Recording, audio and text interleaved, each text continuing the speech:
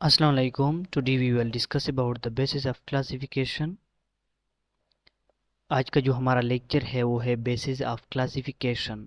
आज के लेक्चर में हम डिस्कस करेंगे कि क्लासिफिकेशन पर जितना काम हुआ है, मतलब क्लासिफी ऑर्गेनिजम्स की जितनी क्लासिफिकेशन हुई है एरिस्टोटल से लेकर आज तक जितनी क्लासिफिकेशन की गई है ऑर्गेनिजम्स की, तो जो ऑर्गेनिज्म की जो क्लासिफिकेशन की गई है वो क्लासिफिकेशन किस बेस पर की गई है। ऑर्गेनिज्म को जब क्लासिफाई कर रहे थे तो उनके लिए क्या बेसिस, क्या बुनियाद रखा गया था जिस पर ऑर्गेनिजम्स की क्लासिफिकेशन की गई थी। तो आज हम उन बेसिस के बारे में डिस्कस करेंगे। तो आइए देखते हैं कि क्या क्या बेसिस रखे गए थे। तो पहले शुरू से स्टार्ट करते हैं कि पहले जो क्लासिफिकेशन की थी ऑर्गेनिजम्स की वो किसने की थी। एरिस्टाटल ने। एरिस्टाटल कौन था? एरिस्टाटल की कंट्रीब्यूशन को भी देखते हैं और एरिस्टाटल खुद कौन थे ये भी देखते हैं। तो एरिस्टाटल जो थे वो ग्रीक फिलासफर थे। वो पहला साइंसदान था जिसने क्या किया, ऑर्गेनिजम्स को क्लासिफाई किया। तो उसने क्या किया, क्लासिफिकेशन किस तरह की ऑर्गेनिजम्स की, उसने ऑर्गेनिजम्स को तकसीम किया। उसके लिए बेस क्या रखा, उसके लिए बेस जो बुनियाद रखा वो हैबिटाट। हैबिटाट के बेस पे उसने ऑर्गेनिजम्स की क्लासिफिकेशन की। किस तरह? इस तरह के बर्ड्स, एयर एयर जो हवा में उड़ते, जितने ऑर्गेनिजम्स जो हवा में उड़ते हैं वो क्या है, वो उनको बर्ड्स की कैटेगरी में रखा गया, बर्ड्स के ग्रुप में रखा गया। और जो वाटर में रहते हैं जिनका हैबिटाट, हैबिटाट क्या होता है? हैबिटाट असल में ऑर्गेनिज्म का जो लिविंग, जो जहाँ पर ऑर्गेनिज्म रहते हैं तो उस जगह, वो जगह उसके लिए क्या होता है? हैबिटाट होता है। तो वाटर में जो ऑर्गेनिज्म रहते थे उसकी उनको उसने क्या नाम दिया? फिश। फिश की कैटेगरी में रखा गया। और जो ऑर्गेनिजम्स लैंड पर रहते हैं, लैंड उस उनका हैबिटाट था, तो उनको क्या नाम दिया? एनिमल्स। एनिमल के ग्रुप में रखा गया उनको। तो इस तरह एरिस्टाटल ने ऑर्गेनिजम्स की डिस्ट्रीब्यूशन की, क्लासिफिकेशन की। उनके लिमिटेशंस क्या थे? लिमिटेशंस मतलब बाउंड्रीज जिसकी वजह से वो आगे नहीं जा सका उसका क्लासिफिकेशन। वो लिमिटेशन ये थी कि ये जो उसने जो सिस्टम बनाया था वो इतना इफ़ेक्टिव नहीं था। किस तरह? इस तरह कि उसने जो ऑर्गेनिजम्स को ग्रुप में तकसीम किया था उसने सिर्फ और सिर्फ उनके हैबिटाट को देखा था। उसको उन ऑर्गेनिज्म में बाकी उन्होंने, एरिस्टोटल ने ऑर्गेनिजम्स को, जो ऑर्गेनिजम्स, जिन ऑर्गेनिजम्स को क्लासिफाई किया था हैबिटाट के लिहाज से, तो उनमें सिर्फ हैबिटाट किया था, कॉमन था, मतलब वो करेक्टरिस्टिक जो थी। और बाकी जो थे अगर सेम क्लासिफिकेशन, सेम हैबिटाट में भी थे लेकिन उसमें जो उनमें कॉमन करेक्टरिस्टिक्स नहीं थे, कॉमन कुछ भी नहीं था, nothing in common except their habitat. Habitat के अलावा उनमें कुछ भी कॉमन नहीं था। एग्जाम्पल भी देते हैं कि उनमें ये किस तरह उसकी क्लासिफिकेशन फ्लॉप हुई, आगे नहीं जा सकी।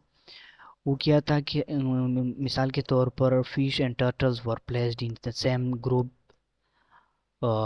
Despite being very different in their characteristics. Fishes और टर्टल्स, इनको एक ही हैबिटाट में, इनको एक ही ग्रुप में रखा गया।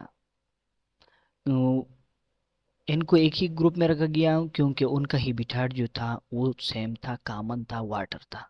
लेकिन फिश और टर्टल एक दूसरे से बिल्कुल मुख्तलिफ है, सिर्फ उनका हैबिटाट ही कॉमन है। तो इस वजह से उसका जो सिस्टम था वो आगे ना जा सका। तो आगे देखते हैं फिर उसके बाद क्या हुआ। क्लासिफिकेशन की गई, क्लासिफिकेशन किस बेस पर की गई उसके लिए, जो उसके बाद जो क्लासिफिकेशन हुई उसके लिए बेस क्या रखा गया? Physical characteristics. फिजिकल करेक्टरिस्टिक्स की बुनियाद पर ऑर्गेनिजम्स को क्लासिफाई किया गया। तो वो जो फिजिकल करेक्टरिस्टिक्स थे की करेक्टरिस्टिक्स यूज्ड फॉर क्लासिफिकेशन के लिए जो बुनियादी करेक्टरिस्टिक्स इस्तेमाल किए गए रखे गए वो कौन कौन से थे? 3 थे।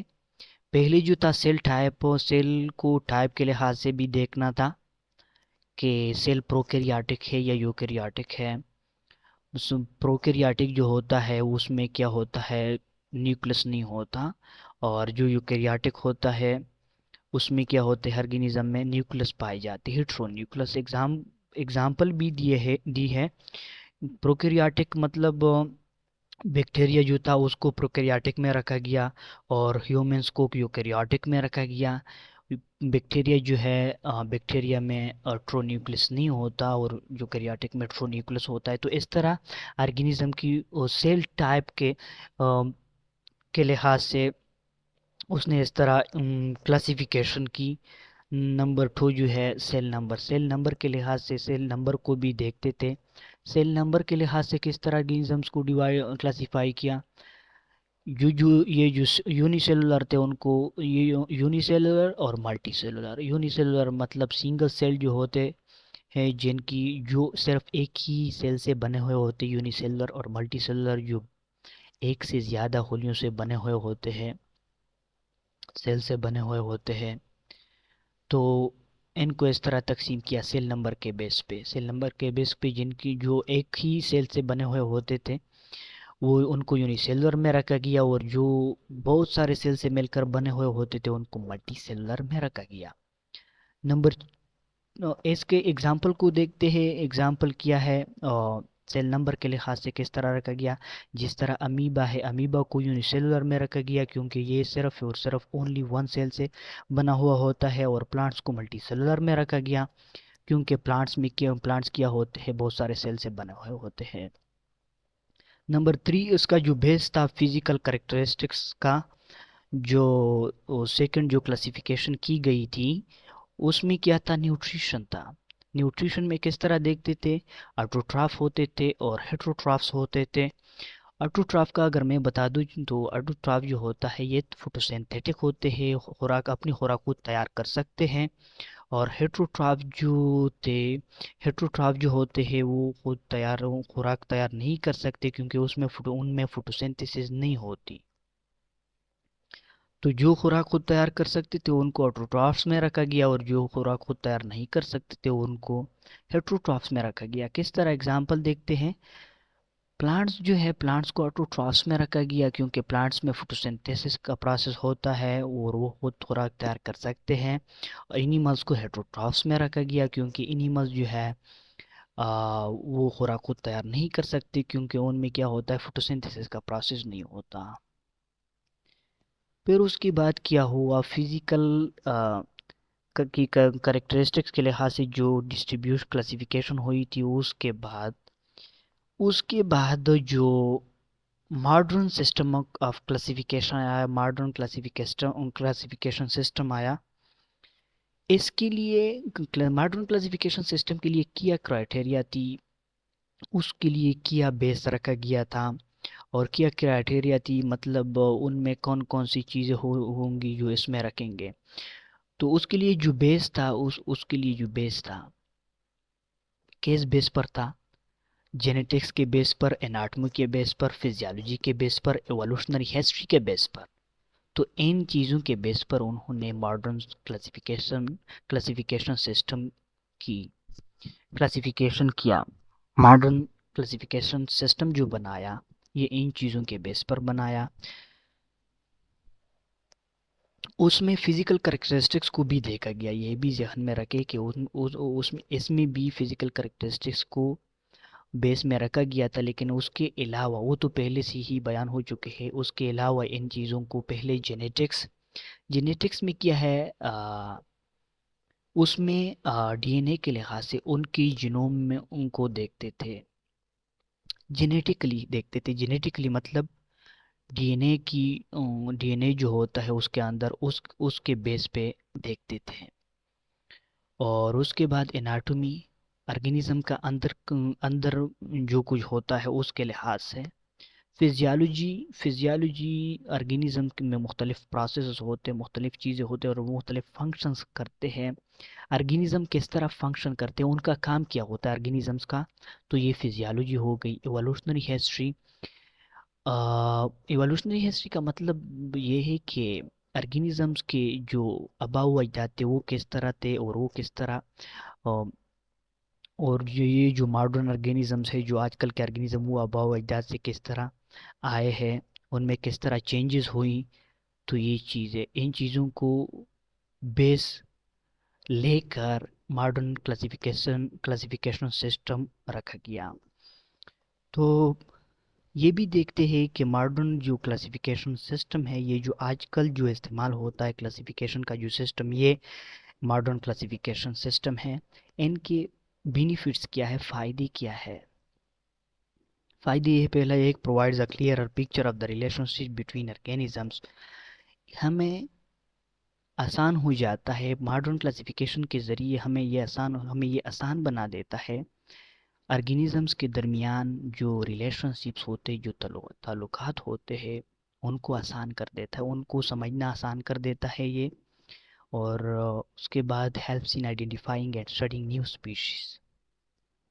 स्पीशीज, नए स्पीशीज को स्टडी करना और उनको आइडेंटिफाई करना, मालूम करने में भी मदद करता है मॉडर्न क्लासिफिकेशन सिस्टम। और उसके बाद it's in understanding the evolution and diversification of life on earth. Earth पर जो इवोल्यूशन होती है और साथ में ऑर्गेनिजम्स की जो मुख्तलिफ वैरायटीज़ होती है, उनको तकसीम करना, उनको अपने अपने वैरायटीज़ में लगाना, उनको, तो ये इस क्लासिफिकेशन के ज़रिए ये काम आसान हो जाता है, एवोल्यूशन को समझना आसान हो जाता है क्लासिफिकेशन, इस मॉडर्न क्लासिफिकेशन सिस्टम के ज़रिए। समराइज़ करते हैं आज के टॉपिक को, कंक्लूड करते हैं कि आज का जो टॉपिक है उसका मेन मकसद क्या है, मेन थीम, इसका मेन कंक्लूजन क्या है। तो कंक्लूजन ये है कि classification has evolved from Aristotle's simple habitat based system। Classification जो है वो एरिस्टाटल से स्टार्ट हुआ था, एरिस्टाटल ने स्टार्ट किया था, सिंपल हेबिटाट बेस्ड सिस्टम था, और to a sophisticated method that includes genetics in evolutionary history. एक उम्दा और आसान मेथड तक कौन सी थी, क्लासिफिकेशन किया है एरिस्टाटल से स्टार्ट हुआ है और मॉडर्न सिस्टम ऑफ क्लासिफिकेशन तक किया है, जिसमें किया था एरिस्टाटल में हेबिटाट बेस्ड था और मॉडर्न में क्या था, जेनेटिक्स इवोल्यूशनरी हिस्ट्री थी। जेनेटिक्स का मैंने बताया कि जेनेटिक्स में क्या करते हैं, जीनोम को देखते हैं, जीनोम मतलब डीएनए, जेनेटिक मटेरियल जो होता है ऑर्गेनिजम्स का, उसके लिहाज से, उसके बेस पे उसको, उसकी बुनियाद पर ऑर्गेनिजम्स को क्लासिफाई करना, उनके डीएनए को देखना, उनकी जेनेटिक मटेरियल को देखना, फिर उनको क्लासिफाई करना। Modern system helps us appreciate the diversity and complexity of life। तो ये था आज का हमारा लेक्चर, बेसिस ऑफ क्लासिफिकेशन। और साथ में आपके लिए एक क्वेश्चन भी है, और वो ये है, इस लेक्चर में मैंने benefits of modern system of classification, ये जो मॉडर्न सिस्टम ऑफ क्लासिफिकेशन है, इसके मैंने क्या क्या क्या बताए, बेनिफिट्स बताए हैं। तो ये जो बेनिफिट्स मैंने बताए हैं, इन बेनिफिट्स के अलावा आपने एक और बेनिफिट बतानी है मॉडर्न सिस्टम ऑफ क्लासिफिकेशन का, कमेंट में ये आपने ज़रूर बतानी है। और साथ में अगर मैं आपको ये भी बता दूं कि हमारा नेक्स्ट जो टॉपिक होगा वो होगा AIIMS of classification. Thank you for watching my video. अगर मेरी वीडियो आपको अच्छी लगी हो तो सब्सक्राइब करना मत भूलिए। अल्लाह हाफिज़।